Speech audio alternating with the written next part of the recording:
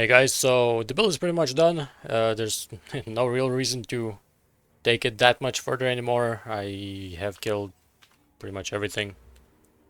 Well, the only thing that I do right, like Breach, Abyss, and Ritual. Right now I'm farming Ritual, but for the showcase I'll show an Abyss map because that's what most people are running, I guess. And the build performs well, especially against single target. Tier 3 Zesh dies through one freeze pretty much. I even killed Tier 3 Zesh on 2 extra people, so the damage is fine. Uh, it does have a pretty high ceiling, so my weapon can still be like quite a ways better. I mean, it's still a very good weapon, right? But could always be better. No crit suffixes either. So, you know, 2-socket Scepter is also something you could get for like either 10% extra skill speed or 40% damage. 2-socket gloves as well for some extra something, right? And this also has one extra dead suffix, which could be turned into 60% effect. Other than that, you know, oh, rings. My rings don't have any flat, like they're just resistances basically. This has a little bit, but nothing too crazy, right? Tier 5 mod.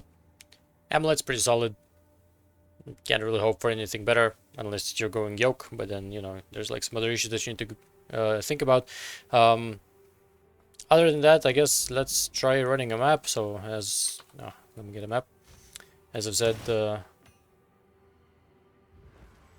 let's try this one. The build can run pretty much any content because, well, it is a freeze build, right? I am not chaos cap, so sometimes there's some hits that hurt pretty bad if the map has extra chaos, right? But other than that, you know, you're relatively tanky. Although I did just drop some armor nodes, so I would like to get those back. One level and I'll get some back, but it's not gonna be as good. But still, good enough. Like I have almost 13k armor, which, well, even for like juiced maps is good enough to survive like most hits at least a couple times, right? Like most monster hits, I can definitely tank. The clear on this guy is also good because especially right now after the buffed Lunar Blessing,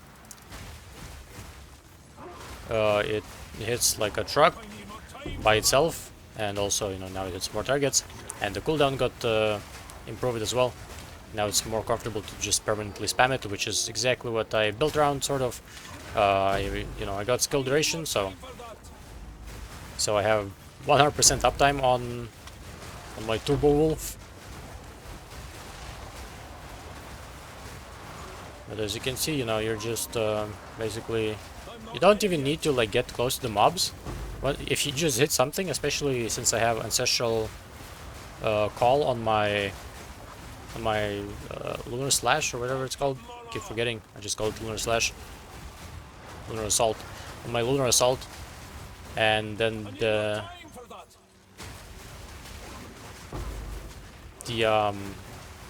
Moonbeams just kill the mobs by themselves generally. Along with Herald of Ice, of course. So yeah, like Abyss was here, but now it's not. Didn't really give us any issues. Most of the mobs are just frozen as soon as they spawn, so they don't really get to interact with us. There was like that one mob, right, that snuck through. But you know, build's good. It's fun. Most importantly, it's fun. Wolf to me is like one of the more fun playstyles so far in Path of Exile 2, so I'm really glad I started this. So generally what I do is I build up a little bit of rage, then I use my buffs, then I freeze, and then I attack, and then I pull. Oh, he has damage reduction during this thing. But I guess, you know, still pretty good. 57 more life. I think there was also a little bit of monster effectiveness, if I'm not mistaken. Maybe not. Oh, he also had max energy shield. So all in all, you know, like this guy was fairly tanky. But as you can see, it didn't really take that long to get him. And build overall performs well. So there's a couple of things, if you've seen my previous video, a couple of things that changed. Uh, Tribal Fury, I would not drop this ever. As you can see, I even opted out into anointing it. It's so good. At least for me. On Oracles, I think you don't necessarily need this because you can have your Lunar Assault crit more often, but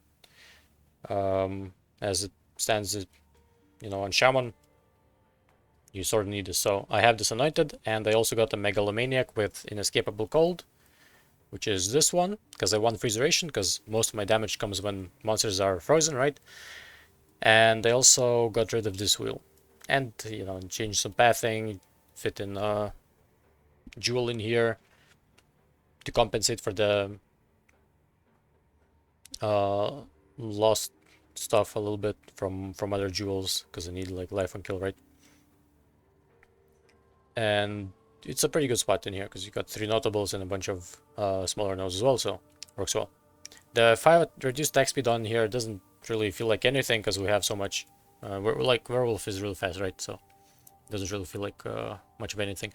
I do recommend getting, where is it?